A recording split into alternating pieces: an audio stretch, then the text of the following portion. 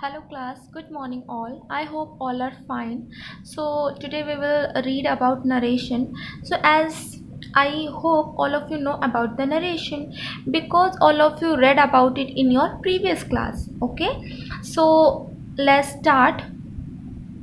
Worksheet 1, read the sentences given in the two boxes. So you have box A and you have box B. You have two boxes and we will read about it. Okay, so Tarun said to Ruchi, I got an A plus in my history assignment. So Ruchi said to Tarun, wow, that is great. Which book did you refer to? Tarun said to Ruchi, I got the information from the internet. Ruchi said to Tarun, I wish I too had the internet at home. Can you suggest to me some book to refer to? Tarun said to Ruchi, you can refer an encyclopedia. Ruchi said to Tarun, thank you for your advice, Tarun. So you can also understand that what kind of sentences these are. Okay, so let's read box B. Tarun told Ruchi that he had got an A plus in his history assignment. Ruchi exclaimed that was great. That was great. She asked to him which book he had referred to. Tarun replied that he had got the information from the internet. Ruchi wished that she too had the internet at home. She asked him if he could suggest to her a book to refer to. Tarun suggested that she could refer to an encyclopedia. Ruchi thanked Arun for his suggestion. Okay. So now you can see here the sentences in box A are the actual words spoken by two people.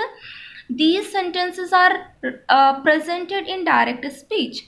The sentences in box B are reported by someone else in their own words. There are indirect speech. So now you can see here this is box A, okay, and here two persons are there, Tarun and Ruchi, and they were talking to each other, okay, and they were talking directly. They are giving their thoughts directly to each other. But in box B you can see some other person is saying these things.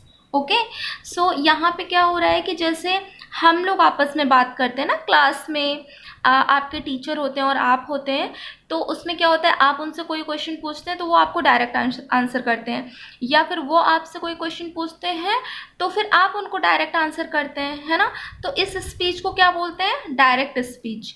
जब कोई दो person आमने सामने बात कर रहे होते हैं, डायरेक्ट आंसर कर रहे होते हैं, क्वेश्चन पूछ रहे होते हैं, तो उसको हम डायरेक्ट स्पीच बोलते हैं। जैसे कि यहाँ पे तरुण और रुचि कर रहे हैं और क्लास में स्टूडेंट और टीचर के बीच कन्वर्सेशन होती है, राइट। तो दैट इज डायरेक्ट स्पीच।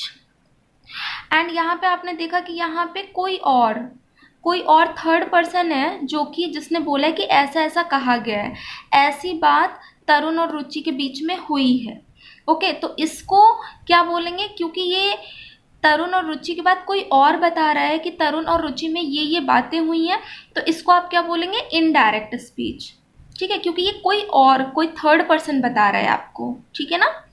तो यही आपको यहाँ पे समझाने की कोशिश की गई है। I hope all of you understood about the direct and indirect speech.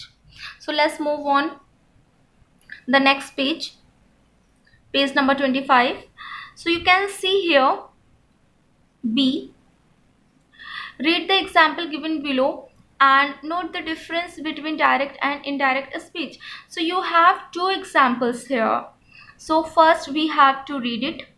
Riddhi says, I want to learn French. Then after what written here in direct speech, Riddhi says that she wants to learn French. यहाँ पे direct speech है और ये क्या है, indirect speech है, okay. यहाँ पे क्या है, Ankit said to Riya I will go to Malaysia next week. ठीक है, तो फिर ये सेंटेंस कैसा हुआ, direct speech. Next one is Ankit told Riya that would go to Malaysia, he would go to Malaysia the following week। ये क्या है, ये इनडायरेक्ट स्पीच है, क्योंकि यहाँ पे कोई और बता रहा है कि अंकित ने क्या बोला। ठीक है, तो यहाँ पर आप एक चीज देखिए, यहाँ पे मैंने आपके लिए लिखा भी हुआ है कि ये जो फर्स्ट लाइन है ना, रिद्धि सेज और अंकित सेड टू रिया, तो इनको आप क्या बोलेंगे, कॉमा से पहले की जो लाइन होगी, जो भी सेंटेंस होगी, आप उसको क्या बोलेंगे, रिपोर्टेड वर्ब।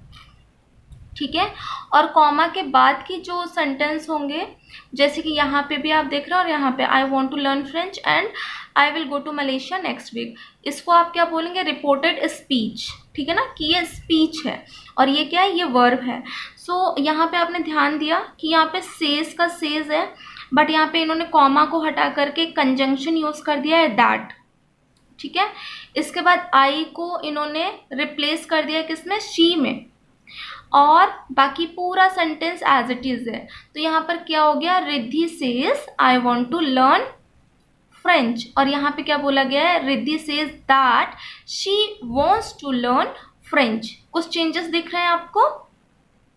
ओके, सो ऐसे ही आप यहाँ पे भी देख सकते हैं, Ankit said to Riya I will go to Malaysia next week. तो यहाँ पे आपने क्या देखा कि सेड टू को चेंज किया गया किसमें, टोल्ड में। ठीक है, और इसके बाद कॉमा हटा करके क्या ऐड किया गया, कंजंक्शन डैट।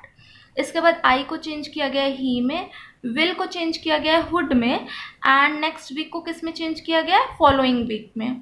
ठीक है ना, तो Ankit told Riya that he would go to Malaysia the following week. यहाँ पे ये सिंपल टेंस है। ठीक है, इसलिए यहाँ पे सेज में कोई भी डिफरेंस नहीं हुआ है, सेज का सेज लिखा है, सिर्फ कंजंक्शन आपको, अगर नरेशन आप कर रहे हैं तो कंजंक्शन आपको हमेशा यूज करना होगा। ठीक है ना, और यहाँ पे क्या देखा, यहाँ पर सब्जेक्ट के अकॉर्डिंग चेंज हो गया है ये। ठीक है ना, so let's see here, remember while changing direct speech into reported speech the following points should be kept।